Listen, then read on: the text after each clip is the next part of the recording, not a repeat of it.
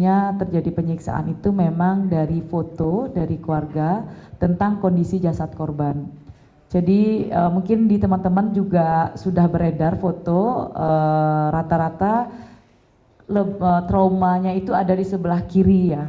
Jadi mulai dari pinggangnya, belakangnya, dan juga kemudian bagian depannya gitu.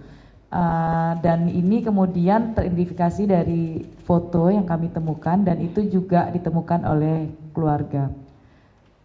Setelah kami temukan trauma-trauma kekerasan itu, apalagi yang membuat kami yakin bahwa Afif Maulana dan kawan-kawan disiksa? Yang kedua adalah posisi mayat ya. Jadi kalau teman-teman tahu mayat Afif Maulana itu ditemukan di bawah jembatan Kuranji. Di bawah jembatan Kuranji ada 2 jembatan di situ. Kalau kita dari Polsek Kuranji maka di bawah jembatan sisi kiri. Nah, di bawah jembatan Kuranji itu mayat Afif itu telentang teman-teman dengan posisi seperti ini. Dan saat itu air hanya sekitar 50 cm di bawah betis orang dewasa. Itu fakta-fakta yang kami temukan dan ketika kami melihat ketinggian jembatan ke bawah, kami memperkirakan bahwa kalau dia lompat atau dia jatuh dari atas jembatan maka kondisinya akan lebih remuk. Nah, itu perkiraan yang kami kami klarifikasi dari keluarga. Yang ketiga, kenapa kami sangat yakin? Kami juga bertemu dengan anak-anak lainnya yang juga terlibat dalam peristiwa tragedi Batang Kuranji itu, jembatan Kuranji pada sekitar pukul 4 dini hari tanggal 9 Juni, waktu itu malam minggu teman-teman. Jadi teman-teman yang lain saja kami menemukan 7 orang, 5 orang diantaranya anak, 2 orang dewasa. Kami berjumpa dengan mereka, kami menemukan tanda-tanda kekerasan di tubuh mereka. Ada yang bekas kemudian sulut rokok, ada yang kemudian bekas dilecut dengan rotan begitu, dan ada bekas tendangan begitu. Dan kami mengidentifikasi semua cerita mereka tentang apa yang mereka alami dalam tragedi jembatan Kuranji. Sudah 3 alasan yang saya kemukakan, saya lahir ke alasan keempat, kenapa LBH Padang sangat yakin ada dugaan penyiksaan itu. Yang berikutnya adalah dari pengalaman kami menangani kasus-kasus penyiksaan, ada berbagai metode yang kemudian dilakukan terus-menerus oleh kepolisian dalam mengeliminir ya fakta-fakta soal penyiksaan. Apa yang kami temukan dari cerita keluarga sejak awal ketika keluarga datang ke Polsek Kuranji ingin melihat mayat Afif Maulana, keluarga diminta kemudian menandatangani surat tidak menuntut apa-apa. Itu sudah menjadi modus. Lalu kemudian keluarga diminta mengatakan bahwa anaknya ini adalah pelaku tawuran. Ini meninggal karena tawuran begitu. Langsung di framing. Jangan diangkat ini karena ini aib. Jadi selalu ada pembicaraan itu di awal sejak di Polsek Kuranji ketika akan bertemu mayat Afif. Lalu kemudian bilang gak usah diotopsi. Yakinkah diotopsi karena ini nanti jadi aib bagi keluarga karena anaknya pelaku tawuran begitu. Jadi dihalang-halangi. Yang berikutnya ketika sepakat otopsi, ketika keluarga dikatakan bahwa otopsinya di Bayangkara saja, rumah sakit polisi ya, jangan ke M Jamil karena di M Jamil berbayar.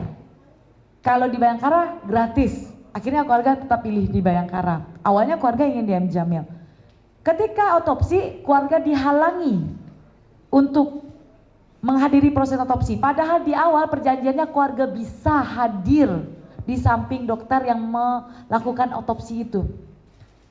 Setelah selesai otopsi, keluarga dilarang untuk memandikan dan mengafani jenazah. Jadi dimintalah pihak rumah sakit yang harus memandikan dan harus mengafani. Jadi cuma ditinggalkan wajahnya, silahkan lihat wajahnya saja begitu.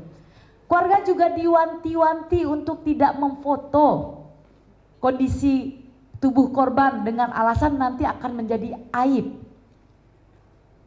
Serangkaian kejanggalan inilah dari 4 tadi tahapan yang saya katakan itu yang membuat kami sangat yakin dan percaya bahwa Afif Maulana itu tidak melompat, tidak terpeleset dari jembatan, dia disiksa dan mayatnya diturunkan di bawah jembatan. kami memperkirakan bukan hanya satu orang ya, tetapi setidaknya ada 2 atau lebih dari 1 orang yang melakukan itu terhadap jasad Afif Maulana. Dan ini selalu diyakini oleh keluarga. Dan apa yang membuat kami semakin yakin ada sesuatu yang salah ketika seminggu yang lalu, bukan minggu kemarin, seminggu yang lalu Kapolda Sumbar langsung melakukan konvers. Kasus ini dilaporkan ke Polresta Padang, bukan ke Polda Sumbar. Yang dilaporkan itu adalah Dit Samapta Polda Sumbar. Lalu langsung diambil alih oleh Kapolda. Di dalam konversnya itu statement akhirnya mengatakan kami dihakimi, kami kemudian dikatakan bersalah, nama baik kami dicemarkan, ada serangkaian upaya untuk menjelekkan nama kepolisian, dan ini sudah terjadi trial by the press. Dan kemudian Kapolda dengan tegas mengatakan bahwa sudah proses pengamanan patroli saat itu terhadap pencegahan tawuran itu sudah sesuai SOP, dan dia dan polisi akan memburu pelaku yang memviralkan kasus ini. Disitulah kami semakin tersentak sebagai penasihat hukum, pasti ada kesalahan besar yang ditutupi dari kasus ini. Dan kemudian memang kami melakukan serangkaian upaya, dan saat ini kemudian juga keluarga dan kami sangat yakin Afif Maulana disiksa, dan perlahan-lahan kami akan bersama teman-teman akan membongkar apa yang terjadi dan memberikan keadilan yang sesungguhnya untuk Afif Maulana dan kawan-kawannya. Saat ini juga LBH Padang sudah melaporkan dugaan penyiksaan anak lainnya ke Propam Polda Sumbar. Hari Rabu kemarin kami melakukan pelaporan, lalu Sabtu sebelum saya ke Jakarta saya dimintai keterangan dan kami sudah memberikan keterangan, dan segera mungkin kami juga akan melaporkan dugaan tindak pidana kekerasan terhadap anaknya di reskrim, bukan hanya di etik begitu. Saya pikir begitu saja dari saya kembalikan ke Fadil. Ya, baik, terima kasih Mbak Indira. Mungkin sebelum kita beralih ke narasumber lain, ada perkembangan lebih lanjut, misalnya konferensi pers yang dilakukan oleh Kapolda Sumbar pada 30 Juni kemarin yang menyatakan akan menutup kasus. Kemudian di tanggal 28 Juni sebelumnya, Ketua Harian Kompolnas beserta jajarannya juga melakukan peninjauan langsung ke lokasi kejadian perkara pada pukul 3 dini hari. Mungkin bisa disampaikan apakah ada komunikasi atau ada informasi lebih lanjut terkait dengan tindak lanjut yang dilakukan tersebut, Mbak Indira. Jadi teman-teman, ketika keluarga korban dan kami sebagai pendamping dihakimi dengan perkataan trial by the press itu, kami memang langsung berkoordinasi dengan KPAI dan juga Kompolnas. Jadi sempat ada ekspos kasus dilakukan di Polda Sumbar, dihadiri oleh Kompolnas, KPAI dan PPA, dan termasuk ada keluarga korban dan kami di situ, saya sebagai kuasa hukum juga. Jadi situasinya dari awal Polda itu menolak ada proses SOP yang salah. Ketika Kompolnas turun, lalu kami bisa membuktikan ada sesuatu yang salah dan kami meng-up semua bukti-bukti foto-foto penyiksaan itu di medsos kami. Kenapa kami melakukan itu? Kami tentu saja, saya harus sebagai kuasa hukum, saya harus melindungi klien saya dari dugaan kriminalisasi, ya, dari intimidasi kriminalisasi yang dilancarkan oleh Kapolda Sumbar. Saya ingin publik tahu kasus ini, tidak ada yang ditutupi. Nah, ketika di Kompolnas turun, Polda kemudian mengakui ada prosedur yang salah, lalu 17 anggotanya sudah diproses, tetapi Polda membuat pemisahan TKP di sini. Jadi kalau teman-teman tahu ada Polsek Kuranji misalnya di sini, lalu Polsek Kuranji itu jaraknya sekitar 200 meter di jembatan Kuranji, tempat mayat Afif ditemukan di bawahnya, dia memisahkan itu. Kami sebagai kuasa hukum sangat meyakini proses penyiksaan itu muncul terlebih dahulu dari jembatan dan jalan dan jembatan itu, lalu kemudian penyiksaan itu berlanjut di Polsek Kuranji dan berlanjut juga penyiksaannya di Polda Sumbar dalam bentuk guling-guling, disuruh merayap dan sebagainya. Jadi jangan Polda Sumbar memisahkan itu, memisahkan TKP itu. Yang baru dia akui hanya penyiksaan di Polsek Kuranji. Memang benar kesalahan prosedur, tetapi yang di jembatan Kuranji belum diakui sampai saat ini.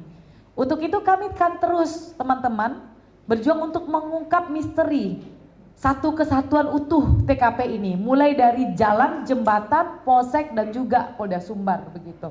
Nah ini yang kami sedang upayakan dan memang kami merasa bahwa Polda sangat tergesa-gesa. Mereka baru memeriksa sekian saksi, baru ayah korban yang diperiksa, lalu ada saksi F yang diperiksa, ada saksi A yang diperiksa. Saksi F dan saksi A ini diamankan di Polsek Kuranji. Belum ada pemeriksaan terhadap saksi-saksi lain yang diamankan juga. Dan kemudian sudah memeriksa anak buahnya yang katanya 45 orang itu. Lalu bagaimana mungkin dengan hanya memeriksa sekian orang itu belum tahu utuh ceritanya, polisi tiba-tiba sudah ambil kesimpulan lompat, sudah ambil kesimpulan kepleset, atau sudah ambil kesimpulan kemudian kasus ini adalah tidak ada dugaan tindak pidananya. Di situ kami merasa sangat aneh teman-teman begitu. Biasanya polisi kan tidak tergesa-gesa, dia akan mencari semua orang yang terlibat, yang tahu, yang mengalami gitu. Sehingga dia tahu apa yang terjadi secara detail tentang kejadian yang terjadi pada malam itu. Tetapi tidak, dari awal defensifnya Polda Sumbar, dari awal sikap benar-benar berperang opini ya terkait situasi ini sangat terasa di Padang, dan ini semakin meyakinkan kami bahwa ada sesuatu yang salah dalam kejadian 9 Juni 2024 dari sejak Simpang Ampang Durian Tarung hingga kemudian Jembatan Kuranji dipindah ke Polsek Kuranji dan dipindah ke Polda Sumbar. Itu yang kami yakini saat ini, dan ingat kami tidak pernah sebagai kuasa hukum dan keluarga merubah-rubah statement kami. Polda beberapa kali merubah-rubah statement di dalam pernyataannya, dan kami dari awal sampai hari ini kami tidak pernah merubah statement kami soal dugaan penyiksaan Afif Maulana dan kawan-kawannya.